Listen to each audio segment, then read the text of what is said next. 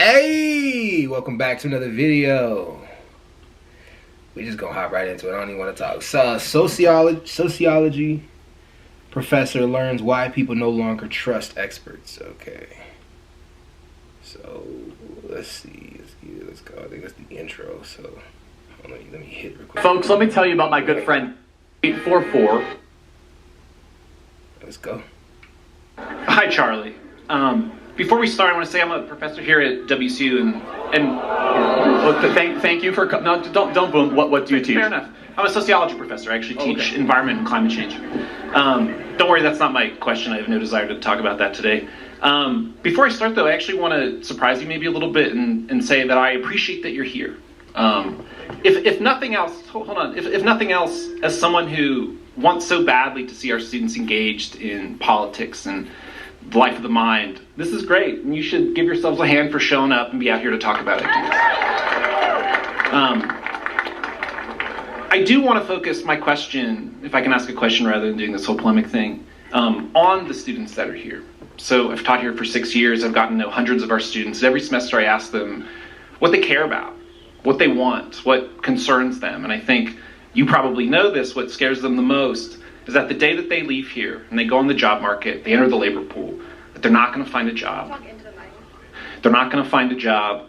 They're going to have a hard time buying a home. They're not going to be able to afford to have a family. Do you agree with that? Do you all agree with that? Well, largely. I mean, if they're studying sociology, they might not be able to find a job. Why? But you're kind of proving that college is not really a good use of time. So for what it's if worth, the students you're talking to can't find jobs, why are they learning from you? Sorry, for what it's worth, Charlie, I mostly don't teach sociology students. I mostly teach students from across campus who are interested in things like the environment and climate change. I teach very few sociology students. There's actually a lot of environmental science, engineering, even finance, more so, accounting. Yeah. A lot of people with the kinds of degrees that you think are very valuable. Anyway, they remain concerned. What I would love to hear from you, genuinely, is what you believe the Trump administration has done in these first 4 months that is making the economic futures of these young people better. Yeah, I mean, look, he's been in office for 80 days, but quite a lot. Number one, the price of oil is already down, so it's easier for everyone here to be able to drive home. The gas is going to be cheaper, which also will lower inflation. Number two, a tax bill will hopefully pass, which is no tax on tips, no tax on overtime, largest middle-class tax cut in history. Yeah. So everyone here that's going to have a job where overtime is incorporated, they'll be able to keep more of their money. Number three, we're opening up federal lands to build more homes, which is a great thing because home ownership is way inaccessible for a lot of people in this audience. And it's going to take some time. And one of the main reasons why President Trump won is because we were able to move the youth vote rather significantly and substantially because the Democrat Party, A, took younger voters for granted. I think we can agree on that. Absolutely. And B, they did not have an optimistic, hopeful agenda for home ownership, for getting married and having children in this country. So I would like to see the Trump administration go even further and make it so that every young person in this country can have accessibility to be able to own a home. I think they should prohibit major funds like BlackRock from buying up private family homes so that we have to compete against them. And I'll just do another thing I'm privately lobbying for and publicly, because I'll say it here, is I don't think the Chinese Communist Party should be able to buy up farmland in the western part of the United States. Absolutely. And with that, single-family homes. So that's just some of the ideas here. Sure. So can I respond? I actually agree with most of what you're saying. I'm not sure that opening up federal lands for housing is going to really solve our housing crisis. I'm not sure lowering the cost of gasoline is really going to deal with the other kinds of inflationary pressures that the Trump administration is putting on the economy, because you didn't really mention the most important thing that he's done, which is place massive tariffs on imports into the United States, which has caused retaliatory tariffs, which are putting economic pressures on American businesses. So it's not only actually jacking up the price, it's functionally a tax on all of us. We're all just going to pay extra for things that get imported. So there's inflation. But all of this conflict, the import, the cost of living going up, the pressure is being put on businesses, also means that the odds of a recession are also going up. By every estimate, not just academic economists, but economists from the government, as well as economists who are working in finance. This is a weird time in history, right? You have two sides saying two totally different things about inflation. One side is saying inflation is going down, another side is saying inflation is going up. The number seems to be remaining stagnant. We don't know, right? On both ends, But we do know that tariffs are going to raise according to some experts, it's going to raise the prices and raise inflation. And according to other experts, it's not. So like it's just a really toss up because economics, you don't know what's going to happen when you apply certain things. You know certain things that are going to happen for certain, but you don't know. Some things may be perfect for the economy and some things may wreck the economy. Tariffs were good in the 18th century. Now, who knows if tariffs are good for us, you know? But let's keep going. In the private sector, how do you reconcile the increasing cost of living, the odds of a recession, with the idea that the Trump administration is making the economic futures of young people better? Yeah, I mean, first and foremost, I fully acknowledge that what we inherited from Joe Biden was, no, I mean, of course, you inherit. You want me to prove to you how bad the economy was we inherited? No, sorry, you can laugh and chuckle. Real quick. I think that the problems facing the American economy are bipartisan. They've been caused by both parties over 40 years. Hold on, let me prove to you how that's not a true. Biden problem. No, it's not an Obama problem. It's a Bush and Biden and Obama problem. No, hold on. Allow me to finish my point. Go for it. And the audience, your students, will teach you something. Is that okay? I would love that. Who had a stronger economy, Joe Biden or Donald Trump's first term? That is bullshit!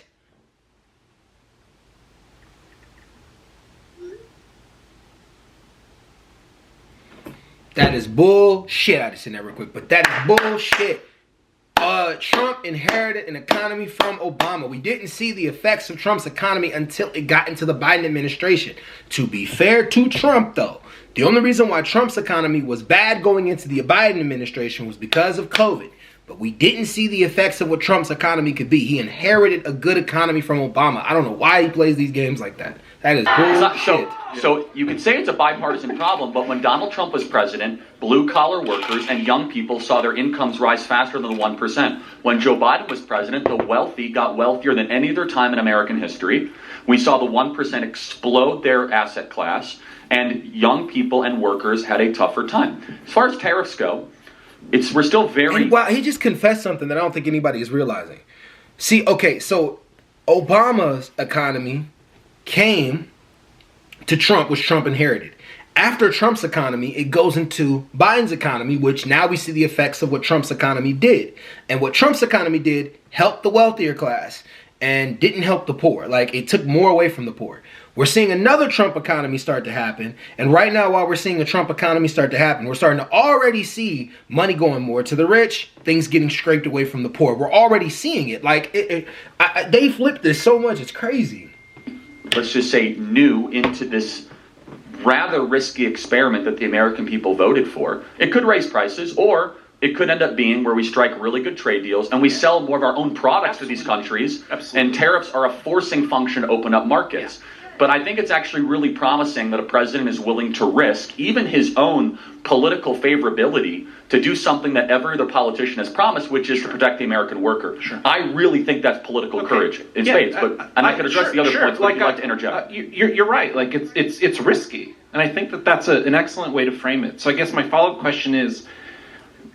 My work is easy because I use ClickUp. Here's how I keep track of all my tasks. I start by brain dumping everything I need to get... What's the theory behind how this will work, and how long do we need to wait until we give up on the experiment? Well, first and foremost, we don't know whether... So when you are the incumbent economic player, tariffs can help you. The entire world would love to be a consumer economy. We are a consumer economy. But if you are only a consumer economy, that comes with some problems.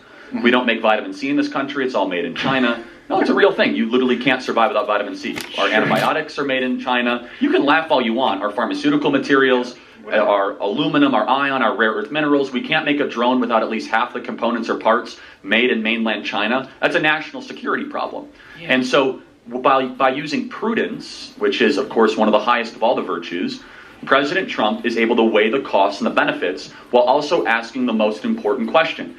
Am I going to be able to have America not be a vassal state to the Chinese Communist Party while also improving the well-being of the people who voted for me, and not just people who voted for me, but every American person, every American citizen? Finally, if tariffs are nothing but downsides, why does China use them? There are some upsides potentially to tariffs, to protect some industries or to incentivize domestic production. But even from Ronald Reagan said it's not good overall, because even in the conservative view of using tariffs, you are using the government to raise to help a failing business to a degree, right? And if the government just keeps intervening in that, then it becomes dependent on the government, which makes the process, which makes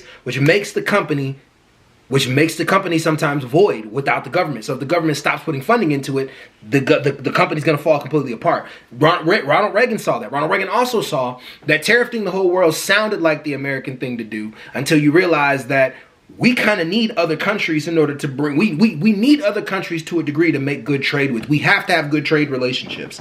That's how we get a lot of things into the country. Do we have to be an overwhelming consumer economy? No, we can make some stuff here. We can try to start making stuff here, but we need other countries in order to survive. Reagan understood that.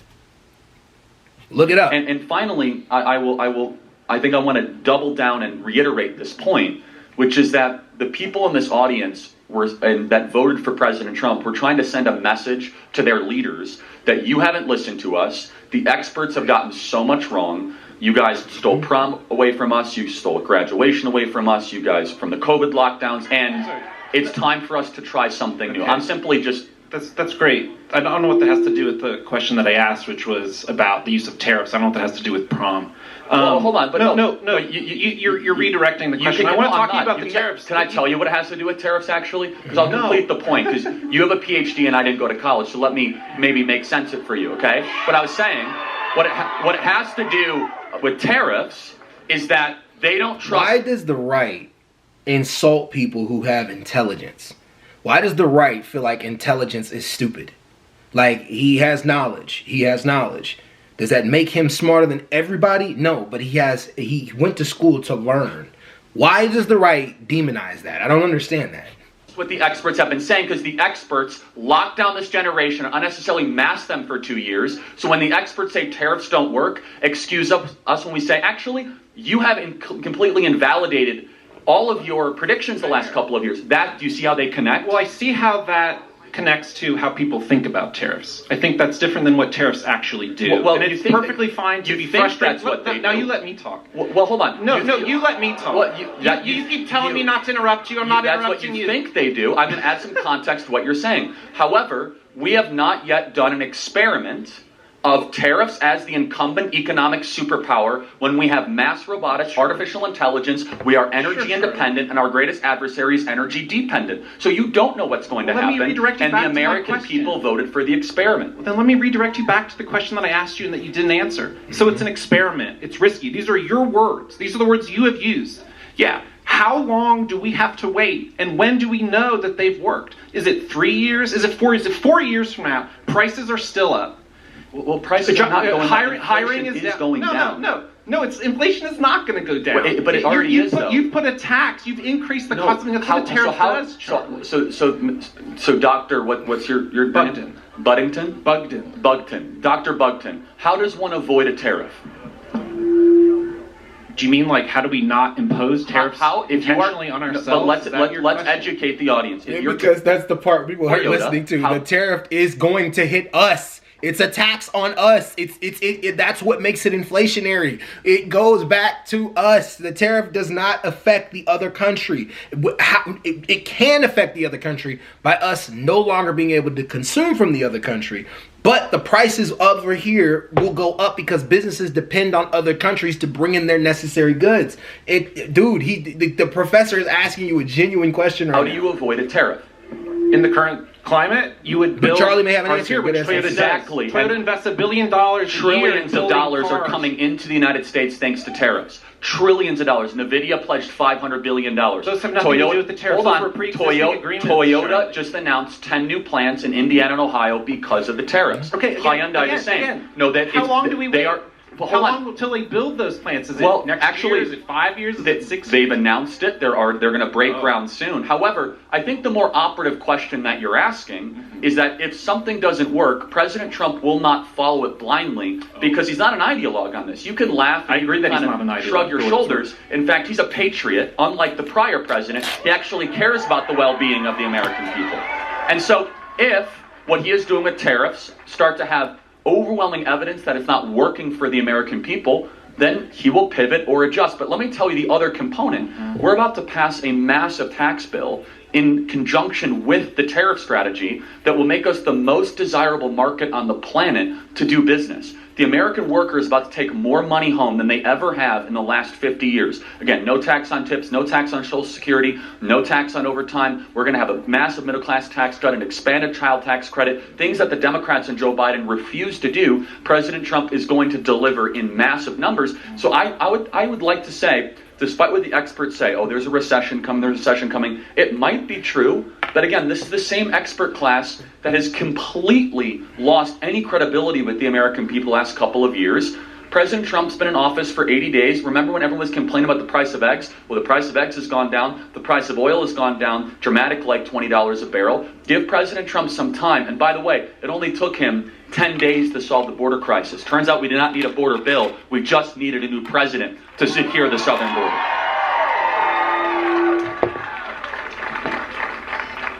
For what it's worth, I haven't had lunch, so I'm going to leave and let the next person talk. I just want to say, I do want to reiterate my point, just for you to reflect on and for everyone here to reflect on.